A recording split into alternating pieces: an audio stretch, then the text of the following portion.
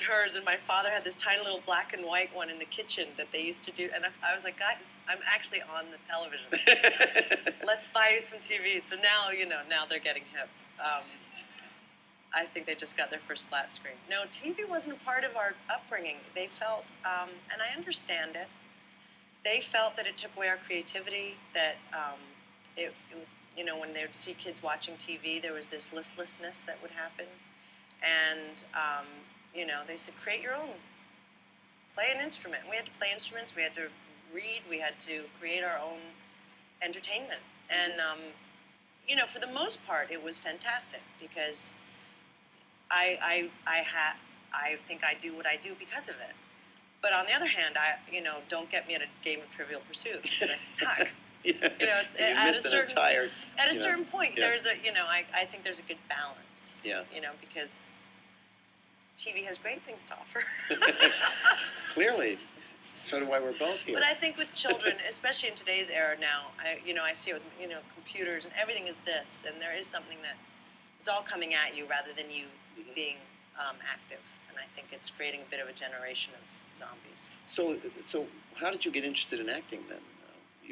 Did you go to plays and?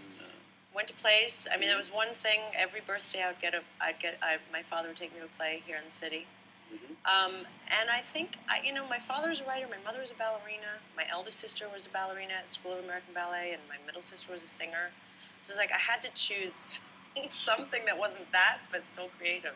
Uh-huh. And it was my freshman year at college. I was cast in a senior play as one of the go-go dancers in a David Rabe play called In the Boom Boom Room. Uh-huh. And I just remember sort of standing up on stage, and I just felt like I was at home. And I loved it. I loved it more than anything. And I thought... But you must have auditioned for it, so you were looking for it. I mean, yeah, well, I had a very... at Sarah Lawrence, you have focuses. You don't really have majors. And so most of my focuses, I had a very heavy academic schedule. So I took a theater third because it was what I knew, it was what I grew up with. Mm-hmm.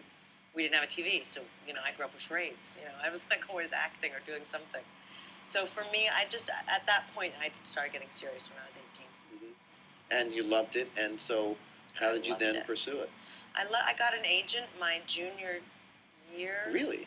And how did that? That's pretty good. How did that happen? Well, a lot of the acting teachers that came up to Sarah Lawrence, it was a pretty amazing program, and most of them were theater people from the city, and I did internships at the EST over on 52nd and 11th, and just to get some theater credits, and I started, showing up at auditions because they say, hey, there's an audition for this, and I'd get a theater credit if I would do a play, and it just sort of slowly happened, and I got my first agent, and I got a movie right away pretty much out of college, and I got my SAG card, and that was it. And I went and did theater, and it just started snowballing. You did theater like around the country? I did regional theater first. I got my equity card at Yale Rep with an Maria Irene Fornes play called Fefu and Her Friends.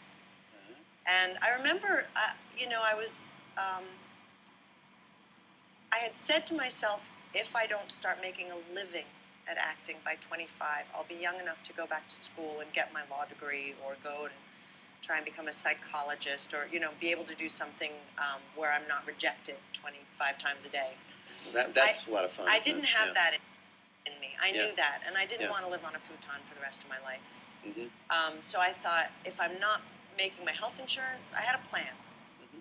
I did, and I got lucky and started working and making I did commercials, that helped. I did an Ethan Allen commercial that kept me, every time I thought I'd have to go back to bartending, I'd get a residual check, and Were you selling sofas, or? I did, and all I had to do was move things, and I got paid for it. Yeah. It was great, and it just started snowballing, and I actually, my first TV show was Law and Order here in the city with Chris Noth. Yes, Chris Noth was in this, believe it or not, folks. The yeah. episode, that show that you made with him, how many years ago? It was 17 years ago. Mm-hmm. Yeah. And tell us what happened. Well, I was so nervous. I had never been on screen. I'd only done theater, and the camera was so close, and I remember my lip was quivering, and I thought my whole face was twitching, and him and Jerry Orbach were the people I worked with on the show, and we were playing poker in one of their trailers because it was a late night shoot, and he looked at me and he goes, I should be nice to you. You're going to have your own show one day. He told me that story. I forgot. Yeah. Well, it And paid I was off like, for oh him. my God, yeah, and it did. It paid off really well. So, and it, things have a snowball effect. And I guess someone from NBC saw it, and they brought me in for ER. Because of that? Yeah. Oh, and Homicide Life on the Street also. Yeah, that's right. Yeah, I did that 2 episodes of that. Well, before we get to that, I want to ask, because I saw this when we went to see your screening the other night. You told a story which I thought was amazing. You were in a regional play, right? Yeah. And they booked you into a particularly interesting residence. Oh, right.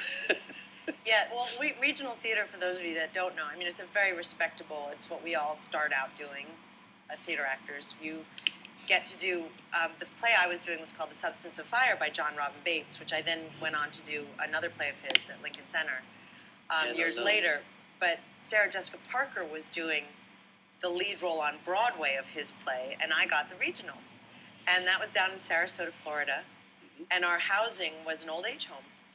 And that's where we lived. With the residents? Or no, it was like an abandoned one. They were next door. And I remember calling my agent. I was 22, and I said, I'm done.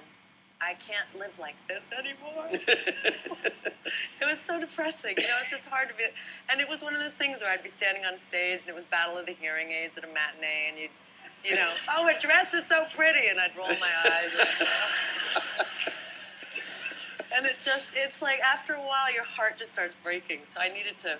So what happened? What's the end of the story? You called your agent. You said, "Get me out of here," right? Well, strangely enough, it's so funny how things. I think there's a lot to do with timing, obviously, but I think if you sort of put your mind to something, things happen. If you put it out there, it'll happen. At least it has with me. I mean, I've been so fortunate. But I said, that's it. I'm done. And then next thing I knew, I came back and I got a job in Baltimore doing Homicide Life on the Street. Right.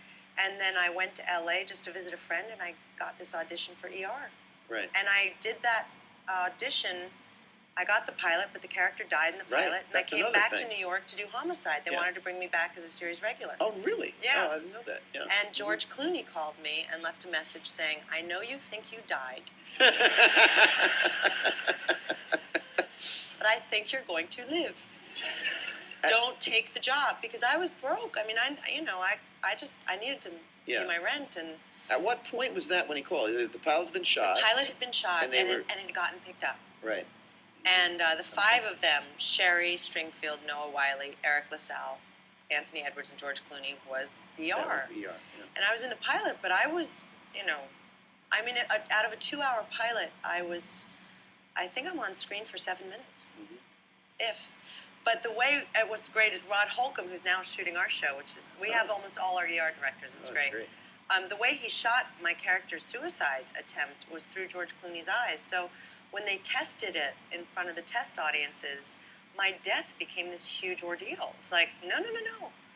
Don't kill her. He's in love with her. Yeah. So and we like him. So. And they wanted to know our story, and that's truly how I stayed alive.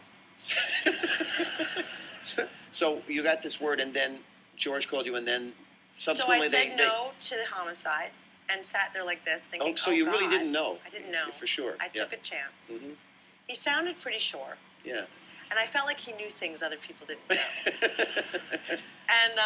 And then like a week later, I got a phone call saying, we're going to relocate you to L.A. You're in. Wow. But even then, I wasn't there. I was 7 episodes out of 13. Oh, and then really? Oh, when we got picked up, they're like, now you're 14 episodes out of 22. Like, they kept saying that, I think just so they didn't have to pay me. But by the second year, I was a series regular. Well, after the first year, I think you won the Emmy. I did. First year. And incredibly enough, the only cast member of ER ever to win an Emmy is this lady. Thank you for knowing.